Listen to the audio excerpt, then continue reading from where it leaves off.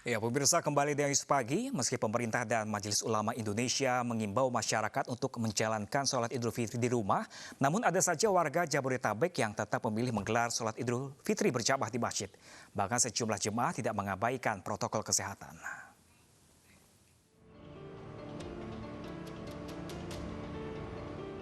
Meski pemerintah dan Majelis Ulama Indonesia mengimbau warga untuk melaksanakan sholat Idul Fitri di rumah, warga di kawasan Cikini, Jakarta Pusat tetap memilih beribadah berjamaah.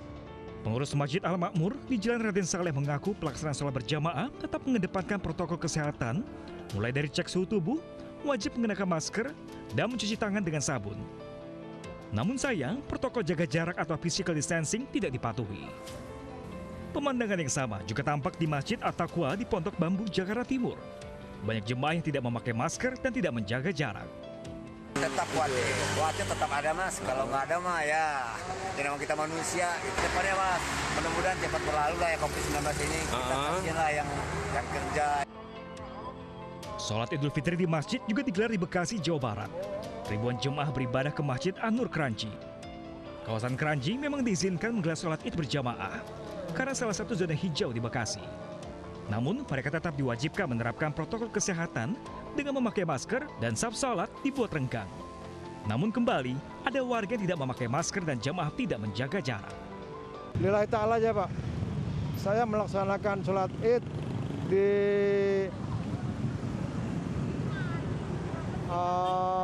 wabah 19 ini, saya lillahi ta'ala aja, niat aja, mudah-mudahan Allah angkat penyakitnya. Itu aja Pak, saya lillahi ta'ala aja.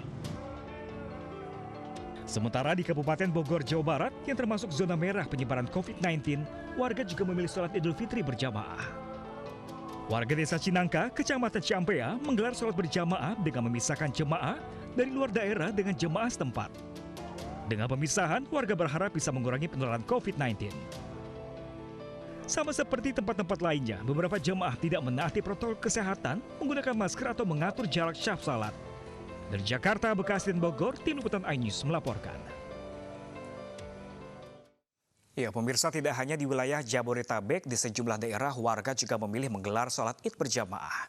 Meski pengurus masjid mengaku menerapkan protokol PSBB, namun ada saja warga yang melanggar.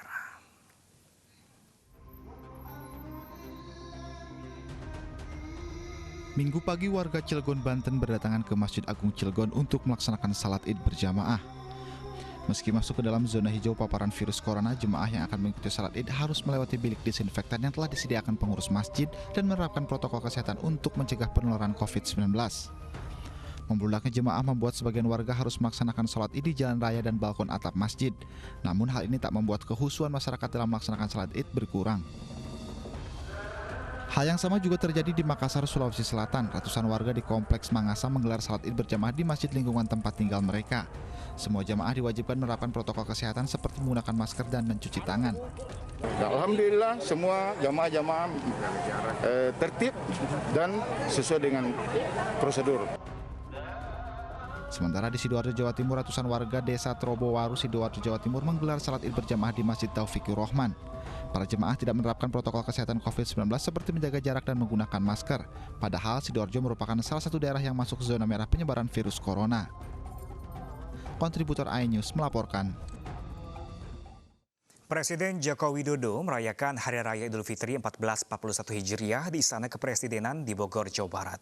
Sesuai anjuran protokol kesehatan, Presiden Jokowi tidak melaksanakan sholat Id di masjid dan tidak menggelar open house.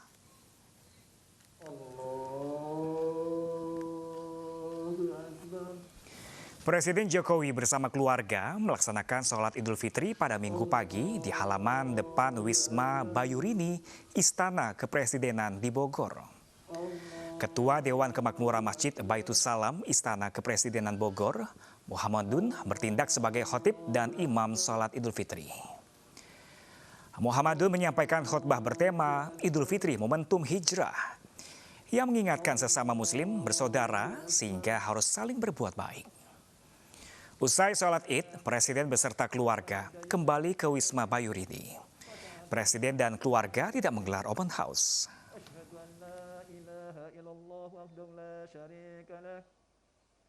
Assalamualaikum warahmatullahi wabarakatuh. Bapak, Ibu, dan saudara-saudara sekalian, Hari Raya Idul Fitri kali ini kita rayakan dengan cara yang berbeda, karena menuntut pengorbanan kita semua untuk tidak mudik dan tidak dapat bersilaturahmi seperti biasanya. Saya merasakan hal ini sangatlah berat, tapi keselamatan handetolan dan sanak saudara tentu lebih penting dan harus menjadi prioritas kita semua. Saya yakin bersama-sama kita bangsa Indonesia akan mampu melewati ujian berat ini. Selamat Hari Raya Idul Fitri 1441 Hijriah. Mohon maaf lahir dan batin. Saya juga mengucapkan selamat Hari Raya Idul Fitri. Mohon maaf lahir dan batin. Wassalamualaikum warahmatullahi wabarakatuh. Ya, pemirsa, selain Presiden Joko Widodo, sejumlah pejabat negara juga menunaikan sholat Idul Fitri di rumah dan tidak menggelar open house. Menteri Pertahanan Prabowo Subianto, mantan Wakil Presiden Yusuf Kala, dan Gubernur DKI Anies Baswedan bersilaturahmi virtual mengajak masyarakat tetap hikmat merayakan Lebaran di tengah pandemi.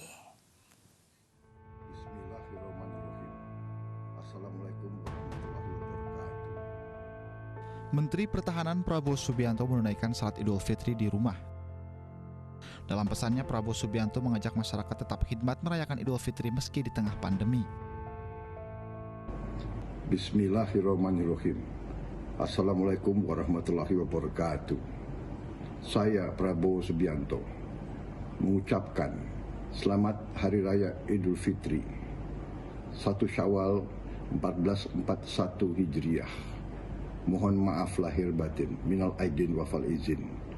Semoga kita semua mendapat kebaikan, keselamatan dan berkah. Wassalamualaikum warahmatullahi wabarakatuh.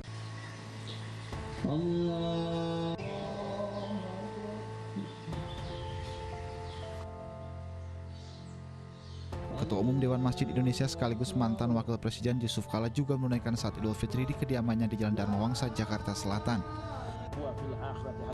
JK melaksanakan salat Idul Fitri dengan khusyuk bersama keluarga dan para staf pribadinya. Bertindak sebagai khatib, Kiai Haji Sarif Rahmat, pimpinan Pondok Pesantren Ummul Qura, Tangerang Selatan, Banten.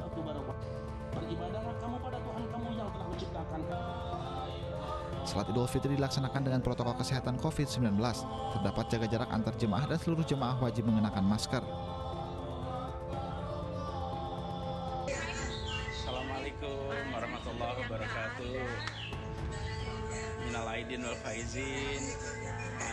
Sementara itu, Gubernur DKI Jakarta Anies Baswedan mengunggah video perayaan Idul Fitri bersama keluarga di kediamannya. Usai menunaikan salat Idul Fitri dan saling bermaafan dengan keluarga, Anies menggelar silaturahmi virtual. Silaturahmi melalui sambungan video ini menghubungkan Anies bersama sanak saudara di berbagai daerah. Anies meminta seluruh warga memanfaatkan teknologi untuk bersilaturahmi di tengah pandemi corona. Pada Idul Fitri tahun ini, Anies juga mengajak warga tetap disiplin mematuhi protokol kesehatan dan pembatasan sosial berskala besar untuk menekan penularan virus corona. Tim Liputan iNews melaporkan.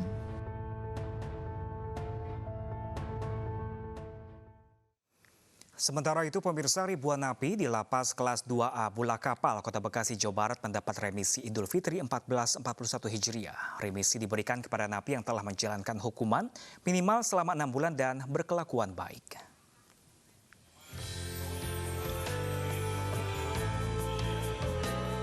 Dari 1.405 napi, sebanyak 631 warga binaan penghuni Lapas Kelas 2A Bula Kapal, Kota Bekasi, Jawa Barat menerima remisi khusus atau pengurangan masa tahanan. Dari ratusan warga binaan tersebut, yang terbanyak adalah warga binaan dari kasus penyalahgunaan narkotika. Pemberian remisi di hari raya tahun ini sedikit berbeda. Warga binaan yang biasanya menggelar sholat Idul Fitri, khusus tahun ini ditiadakan karena pandemi corona dan diganti dengan santap bersama secara kekeluargaan. Remisi para napi ada beberapa yang sudah kita usulkan. Di sini jumlahnya kurang lebih ada 630 orang yang dapat, mulai dari 2 bulan sampai 12 hari. Jumlahnya 630 orang. 1 tapi dilaksanakan karena dia tidak bayar denda, jadi menjalani spidernya dia. Jalan tambahan. Dia tambahan. Jadi, Remisi khusus Idul Fitri 1441 Hijriah juga diberikan kepada 13.077 narapidana dari 39 unit pelaksana teknis rutan dan lapas di Sumatera Utara. Salah satunya di unit pelaksana teknis rutan kelas 1 Tanjung Gusta, Medan. Dari 1.096 warga binaan beragama Islam yang mendapat remisi, 3 diantaranya langsung mendapatkan remisi bebas. Para narapidana yang mendapatkan remisi minimal telah menjalankan hukuman selama 6 bulan dan berkelakuan baik. Harapan saya kepada warga binaan kita, teruslah berbuat baik, teruslah berkelakuan baik di dalam, karena berkelakuan baik adalah salah satu syarat yang mendapatkan remisi. Dan tingkatkan beribadah untuk berubah, biar nantinya kembali ke masyarakat bisa diterima masyarakat dengan baik. Pemberian remisi atau pengurangan masa pidana telah diatur dalam pasal 14 ayat 1 Undang-Undang Nomor 12 Tahun 1995 tentang Pemasyarakatan. Namun remisi tidak berlaku bagi narapidana yang divonis hukuman mati. Dari Bekasi, Jawa Barat dan Medan, Sumatera Utara, iNews melaporkan. Ya, pemirsa, untuk mengobati kerinduan bertemu keluarga di tengah wabah corona, warga binaan di Lapas Kelas 2B Mojokerto, Jawa Timur memanfaatkan fasilitas video call dari lapas. Kegiatan ini terpaksa dilakukan karena larangan kunjungan keluarga di lapas saat pandemi.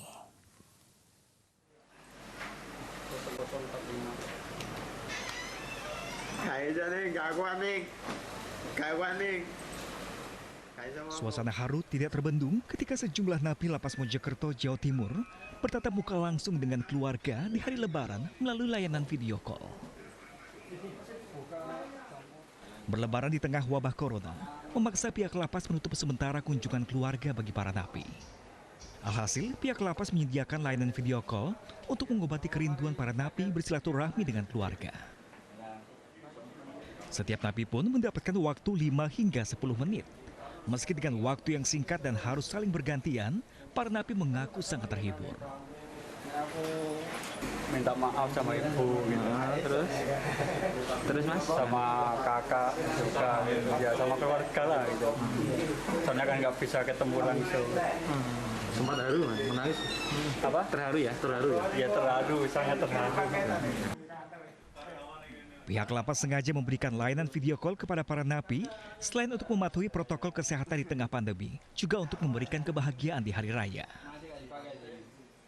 Harapan kami adalah agar warga binaan terfasilitasi untuk mengadakan silaturahmi kepada keluarganya sehingga membuat ketenangan hati para warga binaan kami. Sehari bisa sehari.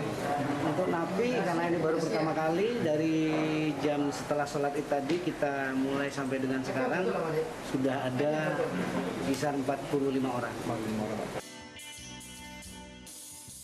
Selain layanan video call, Lebaran tahun ini Lapas Mojokerto juga memberikan hiburan musik dan remisi terhadap 286 narapidana.